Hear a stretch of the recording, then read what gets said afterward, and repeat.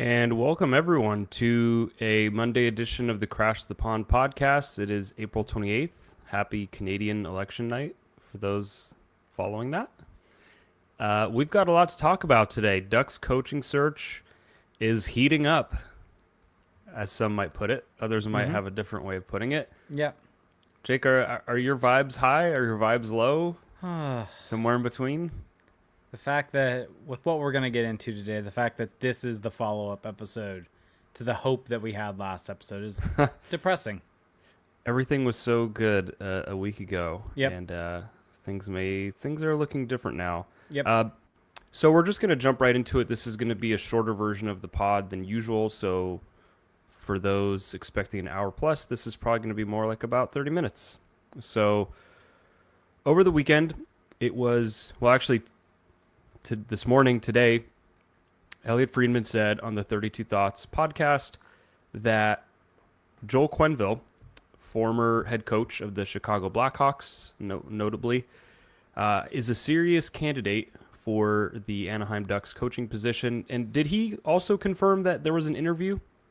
Yes, he confirmed there was an interview. So he confirmed that the Ducks interviewed him, and we had a report over the weekend with Frank Saravalli saying the same thing. And all of this kind of came up because over the weekend you had two, we'll just call them less reliable sources in John Buchagras and is it Jimmy Murphy? Jimmy Murphy, yeah. Two different reporters. So first off, it was Buchagras tweeting an image of Ducks and saying that Joel Quenneville was kind of hinting that Joel Quenneville was going to go to the Ducks. And then you had Jimmy Murphy posting a story from a source that it was that the Ducks had already extended an offer to Joel Quenneville. So all that was kind of taken with a bit of a grain of salt. People didn't really know what to do with it. And then now with more reliable insiders, especially Friedman, we at least know that they interviewed him and that he's a serious candidate. Now, as far as offer, as far as all of that, like, I don't know if we really know anything there, but he is in contention for the Ducks coaching job. And so, for those that don't know, for the uninitiated, Joel Quenneville has been out of the NHL now since 2021, I believe. And the reason that he's been out of coaching for that long, despite being a 3-time Stanley Cup champion as a head coach, is that he was part of the Kyle Beach scandal in his time with the Chicago Blackhawks. And this was a scandal that led him to being suspended. It led the Chicago Blackhawks organization to be fined $2 million. It led to Stan Bowman also being suspended, and he has only just recently returned to hockey as a GM of the Edmonton Oilers. And so that is the backdrop of why it is noteworthy that Joel Quenneville's name is in this mix, because Joel Quenneville, this would be his first job back since that suspension.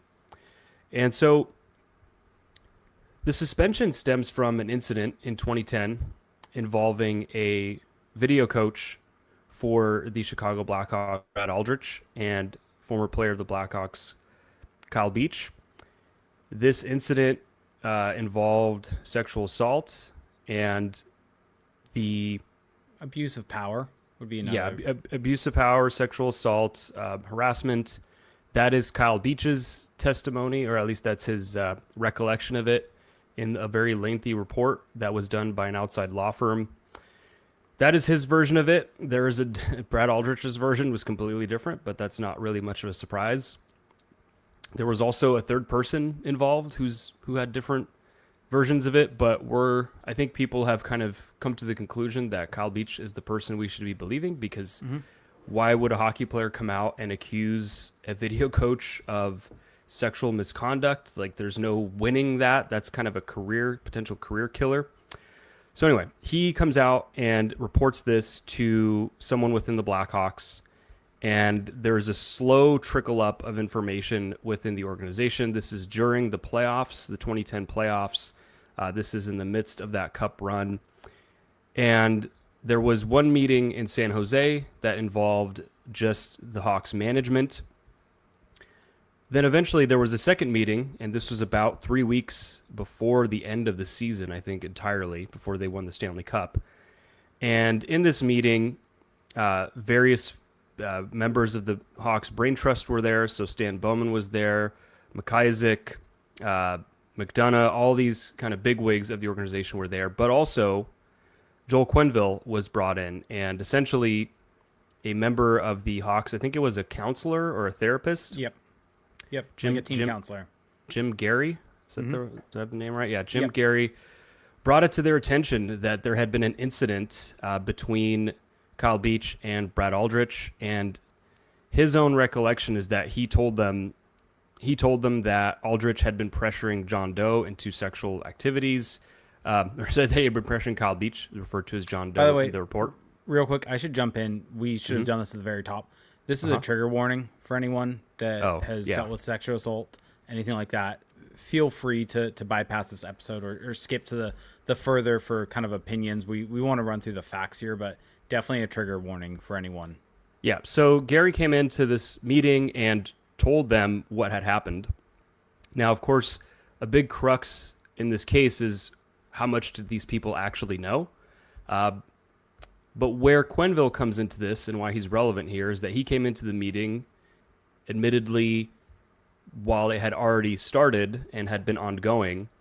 And according to multiple people that were in the room at the time, for example, Stan Bowman saying that Quenneville was upset about hearing about this, but in the sense that he said it was going to be hard for the team to get where they wanted to go, and they couldn't deal with this issue right now. There were other testimonials from witnesses that were there saying that he seemed upset, that he didn't want to deal with this, and so that it could upset team chemistry. And so the men in that room, the leaders of the Blackhawks organization, essentially decided that night to put it off, to not deal with the issue, to not take the harassment claims, the allegations to human resources. They decided to put it off to after the Stanley Cup final. And Joel Quenneville, in an interview that he did in the Cam and Strick pod, said that when he left the meeting, he was told that that the people in that room were going to handle it, that they were going to take care of it, and that was the last that he ever thought about it. Now, one thing to keep in mind is that Joel Quenneville was Brad Aldrich's superior. He was the video coach of the team, and video coaches are extremely important. They're a huge part of a hockey team, and Joel Quenneville knew, at a minimum, that there was a sexual harassment allegation against his video coach by his own admission towards the Rockford players, towards the Black Aces in the playoffs. These are kind of like the reserves. They keep the minor league players around in case of injury. And he chose to keep him on the staff, to not even ask Brad Aldrich about it, to not even tell him, hey, like, cut it out. Like, to the extent of what he knew, he didn't even broach the topic. Later, once the Stanley Cup had been won, the allegation was, of course, brought to Human Resources, and Brad Aldrich was given the choice of either going through an investigation or resigning. He resigned. He was still allowed to take part in all the Cup celebrations. He still has his name on the Stanley Cup. He still got his Stanley Cup ring, but he eventually left the organization, and he had a couple more stops after that, which I think do, in my opinion, paint the credibility of him just as a witness, because in this report he does have a version of the events, and one of the big questions, trigger warning, between him and Kyle Beach was the question of consent. And yes, it's both of them have completely different versions of it, but when you consider that after Brad Aldrich was let go, and even prior to that, there was another player within the Hawks organization that brought a complaint. But after he was let go, he went on to be a video coach in college hockey, and he was let go there because there were multiple allegations against him there of harassment from players in that system at Miami University. And then Brad Aldrich would go on to be a volunteer coach at a local high school. in his hometown in Michigan. And he was eventually convicted of criminal sexual misconduct with a minor for having been at a party, a team party with his high school team with a 16-year-old. And to this day, Brad Aldrich is a registered sex offender in Michigan. So I think that for me, at least, that tells me who's more credible in their version of the events going back to the very beginning. But Joel Quenneville's role in all of this, so this is just to set the scene, is that at a moment where he could have maybe done something, maybe looked into it further, just kind of done anything, he didn't. And in that interview he did with Cam and Strick, which was years later, during his suspension, he said that he should have asked more questions, that he should have done more. But I think that what troubles me a little bit about his version of that is that the way he paints it makes it sound like he almost knew nothing. Yeah. Whereas when you, like we just were discussing in all the different testimonials of the meeting, it's pretty safe to assume that he knew more than he let on. And for all those reasons, I think that at least I am of the opinion that Joel Quenneville screwed up, and he knows that. He said that. Do I think that Joel Quenneville should never coach hockey again, that he should never coach in the NHL again? No. But I do think that going from being an NHL coach and having really been negligent in a situation that could have helped someone, being suspended, to then just going right back to where you were, to having the same job, to having one of the hardest jobs to get in the world. There's only 32 of these. Like that, I don't know. It's a privilege. It's a privilege. And so for me, I would rather see him kind of work his way back up, maybe be an assistant or a consultant or something of that sort. Go to Europe, go to the AHL, do something.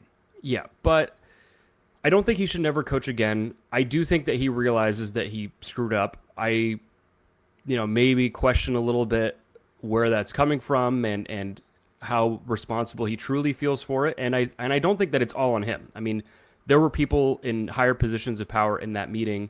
But to conclude, I think that the Ducks don't have to do this. The Ducks don't have to essentially put the stink on themselves, that to be the first team that gives this guy a chance. It's just, optically it's bad. I think that just from a values perspective, of the values that Joel Quenneville and those other Hawks front office members betrayed in those moments, I just don't think that the Ducks should stand for that. And sports are very much about values and optics and ethics, and I just don't think that this is something that the Ducks should really be considering. Yeah, I agreed. And I've you've done a very, very good job of laying out the facts. I wanted to let you go through with all of that, and I want to now just kind of layer on some of my opinions on top of it, in the sense of, I think the hard part for me, kind of reading through all the Blachawks report, which is all public information online, and then going and listening to the interview that he did with the Cam and Strick pod.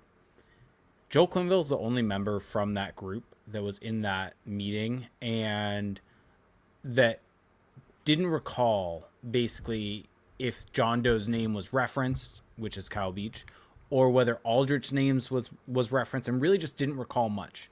Every single other person, whether it was McDonough, whether it was Mick Isaac, whether it was Stan Bowman, whether it was Jim Gary, everyone else remembers specifically that Brad Aldrich's name was mentioned, and to the extent of how far, whether it was quote unquote getting in the sheets, whether it was making sexual advances, however far it was and however much detail kind of varies depending on the opinion. But throughout all of them, there was misconduct done by Brad Aldrich. And so I think for Joel Quenneville's testimony in this report that would have been 10 years after what happened, and additionally in the Cam and Strick pod, to essentially not wipe his hands clean, because he did, I will give him this, own up to the fact that he should have asked more questions.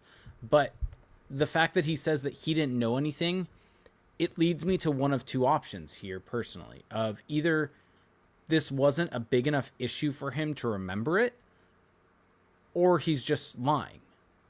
And it's one of those two to me. And so either one of those are not good options in this situation to me if everyone else is saying this. And if it wasn't a big enough issue for him to remember, then what is a big enough issue? What is something that he should care about? Because something outside of hockey for him to care about, like, these are these players' lives. The Ducks team is very young, and for him to care more about team chemistry than a player that is essentially under his control getting sexually assaulted is troublesome. And or if he's lying, that obviously is a major concern because he's lying about it to make himself look better. And so either way, for me personally, those are some huge red flags for me about what is going on here, and with the idea of hiring him and trying to turn this now into the Ducks and lead this young team here. Because this is a man that put winning above all costs, that put team chemistry above all costs, that essentially said that was the most important thing in this situation. He did not want to ruin Brad Aldrich. He did take him out to bring up questions. And that inaction led to another member of the Blackhawks getting advances on them. However far that went is a bit unclear, but it was an intern after the Stanley Cup parade, and eventually led to a child getting assaulted, a literal child. And that to me is just unconscionable. And that's a line that personally I have in the sand. And so I think there are a lot of Ducks fans out there that have a very similar line for them. And this is a really tough pill to swallow that they would even consider him. I think you hit the nail on the head that I don't think that Quenneville should never coach again. I believe in second chances. But I'm a big believer in that they should be earned and not given. And this feels like it would be given because Joel Quenneville is friends with Pat Verbeek. And that feels like what this is Pat Verbeek and Joel Quenneville go back to Verbeek's Hartford days. And that led to them having this interview. And yes, Quenneville has the record to go along with the coaching record of winning cups in Chicago and everything like that. But this would feel like Pat Verbeek and the Ducks organization putting winning above any sort of moral situation. And I think to me that is just extremely troublesome from the management of the organization, from ownership, from everything like that, where this is not only just about the team, but I think about like in a small like microcosm, what you and I have built with this podcast. Sports are in some ways about community and building that community. And what does this say to that community? That none of that matters, that you can do whatever harm you want as long as you win. That's all that matters. And I think that's just a horrible message to send, an absolutely horrible message to send. I also think that if Quenneville had just been maybe a little more forthcoming and had been shown a bit more remorse, I'm not asking for tears, but just I think that kind of the question dodging, it makes me a little less sympathetic to just giving him that second chance right away, right? Instead of being a lot more forthcoming. Another thing that kind of struck me is that he talked about how, because he was pressed, and I think that the interviewer in that podcast did a great job of asking, well, why didn't you even bring it up to him, right? Because as a coach, if you tell me that the video coach is, as Quenneville put it, bugging the players, but as it was said in the meeting, harassing the players, which I think is two completely different things. But if all I care about is winning, and I know that this video coach is a nuisance and potentially harassing and potentially assaulting, but let's just leave it at harassing, why wouldn't that be something that you bring up? And Quenneville rested on this idea that in Chicago, the culture internally was the coaches coached, the managers managed. And yet, Brad Aldrich, Joel Quenneville was Brad Aldrich's superior. He wrote his performance evaluations. He was his boss, essentially. And so I think to hand wave it as just, oh, that wasn't my role, I think is misleading at best. And to even jump in on that on the performance review, it was put in the report that there was a positive performance review given to Brad Aldrich at the end of the Cup run. And granted, it sounds like it was kind of the boilerplate performance review given to all coaches, or all people under Joel Quenneville. But still, like the fact that this wasn't enough for you to make a change there in what your performance review. I mean, think about it this way too. Like if you know of this, why isn't that something to even mention in a performance review? Yeah, and so I just don't buy that he didn't know with all the information that we have. Yeah, and I think that people can draw their own conclusions. You can just take Joel Quenneville at his word that he didn't know anything, that it was a 5-minute meeting. Yeah. His daughter on Twitter has kind of made it this crusade of painting the facts in the light most favorable to him, which is fine. Family member, I get that. But the way that she has presented it and the way that Quenneville has represented it of I didn't know anything, it was a 5-minute meeting, that just doesn't align with almost all of the evidence. Especially I know there's a bit about just like him coming in a bit later, but it's still been pretty clear, like in Bowman's recollection, that Quenneville was informed of the incident. Well, yeah, Quenneville, according to everyone else, Quenneville knew who it was. Quenneville had a reaction. And so could all of that have taken place in 5 minutes? Because first he said 5 minutes in the interview, then it became 10 minutes. So it was probably like 20, if we're being honest. Yeah. I don't think this was a 5-minute meeting. And my own personal judgment is I don't buy it. I don't buy his version. It also might not be as bad as I think, but I just think that at a minimum, he knew more than he's letting on. I think that they all know more than they're letting on, to be honest. I mean, I think that everyone in that room, if you kind of read their statements in this report, I don't know if they gave those statements with kind of a lawyer present, but you can tell everyone's dancing on the line. That's why the HR one, I think, from 2010 really rings a bit more true to me. Well, yeah, it's because if you think about who has the most to lose here, it's the people who are the most guilty.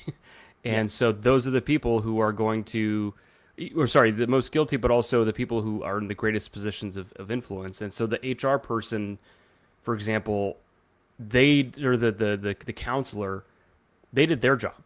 Oh, they came up to the management group and told them. And at that point, I mean, there's not much else you can really do. So I'm specifically talking about, if you look at part of the reports, it says the description of the May 23rd meeting to HR at different times. So the managers have their recollection, the one that they gave to the firm versus the one they gave to HR are also different. Yeah. So I think that none of them come out looking very good in this. And that's why I think that, yes, Quenneville deserves flack, but I think that he is just one piece of a bigger issue here. Yeah. Agreed. And you know, like I put out a tweet today that I'm sure upset some folks, saying that the Samuelis are bad judges of character. But I'm going to stand by it because the Samuelis, the owners of the Anaheim Ducks, allowed Bob Murray to be the GM for years. And it sounds like people knew that he was awful to employees, to the point where he was eventually, I think, forced to resign. I mean, it's basically what happened. Yep. And if you look back, then you had the Greg Cronin situation. Sounds like that wasn't very pleasant. And now you're going to bring in this guy. It's a horrible trend. Do you people, and by you people I mean Henry and Susan Samueli, do you care at all? Do you care at all about the people that you're hiring? Because it sure doesn't look like it. Yeah. And so I think to bring it back to the Ducks and all this, and like you were just mentioning, it's just optics are horrible. To go from Bob Murray being forced to resign for, they mentioned alcoholism at the time, but there were plenty of reports of verbally abusing players, sending text messages after games that were completely inappropriate, everything like that, and being forced to resign after an investigation that the Ducks had to do. Then you have the Greg Cronin situation, and everything that came along with that. And now you have this. It's just like, can we just get some good news about the team? Like, just from my perspective on this. But this is just a really tough situation for me personally with this team, because I think I want to get into briefly that I think it would be a horrible hire just even from the on-ice perspective, but it would be really tough for me because this is probably the most disenfranchised I have felt with this Ducks team probably ever, with just the idea of them hiring Joel Quenneville. And this could all be for naught. There are rumors that they've interviewed other people. I think that lots of reports are saying they're going through the process. But if they end up hiring Joel Quenneville, personally, I would need to question kind of my own fandom of this team. And I do know there are a lot of other people out there. And I want to say this. If you are someone listening to this and you agree with what we're saying about Quenneville, but you still couldn't handle that and you would still be a fan, I'm not saying that you're wrong. This is extremely personal for everyone out there. And I think however you go about your own fandom afterwards is completely within your own control. But I am going to struggle if I go to any games moving forward. I'm going to struggle. I don't think I'll probably buy merchandise. Like, this is a hard line in the sand for me of that the morality around the team is not important, that all that matters is winning, that the organization, what they represent, the community that they represent, it's just not important to them if they do this. To me, it is kind of the message that's being sent. So that to me is extremely, extremely disheartening. And then from the on-ice perspective, I mean, this is someone like, we've talked about this hire for the Ducks, right? And how they really should be looking for a coach that can grow with them. And that's why we were both kind of on David Carl, which sounds like isn't going to be happening, or Jay Woodcroft, or someone kind of in the younger range that can grow with them. I mean, Joel Quenneville is 66, will be 67 at the start of next season. This is not someone that is going to be with this team long term. Like, this is just like, from that perspective, is not good. He hasn't coached in 4 years. The game has changed significantly in those 4 years, become faster, become more athletic. The young players are so much better than they used to be now. He's a coach that really struggled with Chicago as they started to go with the younger youth movement as they were going into the latter stages of his time there. Like, this is just not what you want for this organization long term. And it would just be extremely, extremely frustrating. Yeah, so I'm not as skeptical of the on-ice perspective, because I think that Joel Quenneville was the coach to take the Blackhawks as a young team to being a dynasty, essentially. And I think that experience could lend itself very well to what, because the Ducks are kind of in a similar spot where they're a young team. They haven't made the playoffs yet, but they have the potential to turn that corner. And so if it weren't for all of this, which you can't separate it, but in a hypothetical world, I'm at least intrigued, because I think that he's got such a unique experience that I think could be helpful. And I'm sure he's kept up with the game and all these. I mean, he's got nothing else to do but watch hockey, so I'm sure he knows what's going on and all of that. But I just think that there's so many coaches out there. There's so many great up and coming coaches. There's even experienced coaches who maybe just needed another shot. Like, there's so many coaches out there. There's such a wide variety of people that you can bring in, and to hire someone like this, with the stink that's on him, and you can debate how much weight that should hold, but with the stink that's on it, with the message that can send, it would just feel like a misstep. It would just feel like, did you really even try? Did you really try to bring in someone? And I'm with you, where I think that I would ideally like to see the Ducks bring in a coach who will be their coach for the next 10 years. Someone who's really going to grow with the team. Now, that's not very realistic in the NHL, because coaches don't have long shelf lives, but that would be the hope. This is someone who profiles in that way. And I mean, Joel Quenneville just doesn't. He just doesn't meet that. And I'm just against it for a bunch of different reasons. And look, if you're someone who thinks that he deserves a second chance, knowing everything that happened, acknowledging all the inconsistencies in the way he's recounted it, in the way that it's been presented by others, then more power to you, I guess. Like, I'm not here to say you're a bad person or that your opinion is invalid. I personally strongly disagree with it.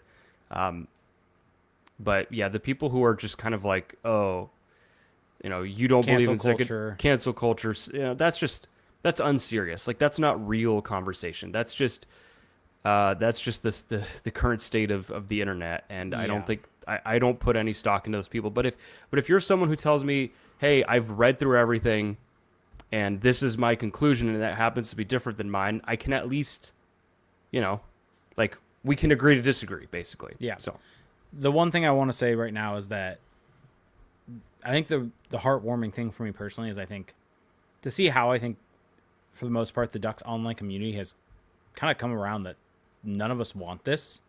Yeah. And it's gotten to the point where on 32 Thoughts, Elliot Friedman even mentioned that he's basically seen the discontent, and that kind of any team, and in this specific situation, the Ducks, need to realize essentially how much discontent they're willing to put up with, and how much of that from the fan base is okay. And so I know there's been a lot of people out there that have messaged their season ticket reps, that have emailed the organization, posted on Twitter, posted on Reddit. What I do want to say is that don't stop doing that. Like, if you are genuinely as frustrated, as disenfranchised, as disheartened by this as I am, that stuff can work.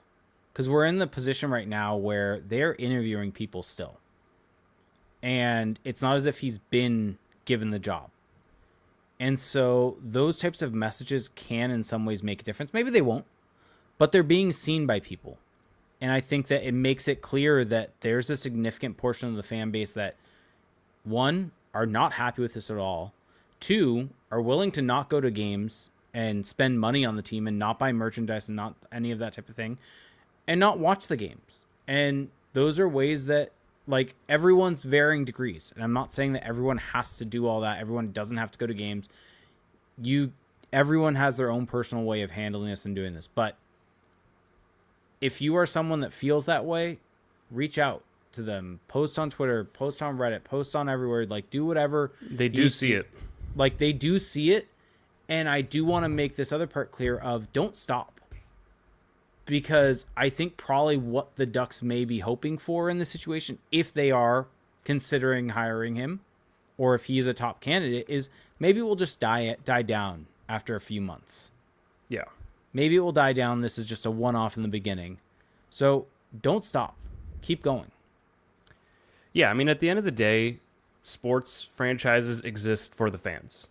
I mean, some will argue they exist for advertisers and sponsors, but that's another conversation. But the fans are a huge driver in everything. They're the ones buying the tickets. They are the ones buying the apparel. They are the ones buying into everything, essentially. And if the fans really do not want something and are vocal about it, that will at some point factor into the equation. Like, there's this idea that hockey ops, they operate in this vacuum, but there's a business element. And if it's such an unpopular thing where the franchise thinks, yeah, this is going to make us look awful, we're going to lose money, we're going to lose interest, they're not going to do it. Like, Pat Verbeek will be vetoed. It won't matter at that point what he thinks. Like, there's plenty of other coaches out there. And also, like, I think that the Samuelis are very sensitive to their image. I really do believe that. I think that, they've made, I mean, ever since Henry Samueli was convicted of a felony in like 2005, he's kind of turned into this, he was before, but he's turned into this mass donor for different causes and for education, for all this, for healthcare. And I think that that's great. But if this is something that causes a stink, like, they might just not go with it. So I hope that people continue to make their voices heard. And it sucks that we have to talk about this. It's not what I would want, but that's just the reality. We'll see. I mean, the other thing to note here is that, like, nothing is for sure. Like, we don't All we know is that he's interviewed. All we know is that he's being seriously considered. Now, that does matter quite a bit, but like nothing has been decided yet. Yeah, and I think this was an important episode for you and I to do so that everyone out there can at least understand the facts. And then they can make their own. You all can make your own determination on what we've laid out as the facts. And kind of, if you want to factor in our opinions, great. If not, you don't have to. Mm-hmm. Yeah. Yeah, I mean, at least you have just kind of like a factual backdrop, and you can make your decision about how you feel about it. So, yep. I think that's all. Yep, and I think that's going to do it for us. Is there any other Ducks news? Nope. Hopefully when you hear from us next week, if we do an episode next week, hopefully we'll have some better news. Someone else got hired? Man, if they somehow hire like a Mike Sullivan. Rick Tocchet? Like, at this point, it's quite funny. I was ready to be very picky about whoever they hired. At this point, I'll kind of take anyone. Yeah, this has changed the calculus. This has very much changed the calculus. I mean, I think that what's funny is that it was already going to be that whoever they hire was an upgrade over Cronin. And now somehow the bar's gotten even lower. Yeah. Where it's like just anyone but Quenneville at this point. Yep. So, yep. Yeah, on that note, I think we're going to leave everyone. So thank you for listening. This, again, was meant to inform, give you our thoughts. Now you can form your own. But if you enjoyed this podcast and you want us to continue and support us, there's some really easy ways to do that. The number one way is to go on Patreon, patreon.com/crashthepond. So for $2 a month, you get access to our patrons only Discord server where you can keep up with all the different news and ongoing situations with the Ducks. Connect with us. You can upgrade that to $7.50 a month for more bonus content, including bonus podcast episodes and exclusive videos. You can also leave us a rating and a review on Apple Podcasts, on Spotify, subscribe to us on YouTube, and follow us on social media. So with all that said, thank you for listening, everyone, and we will talk to you next time. Bye.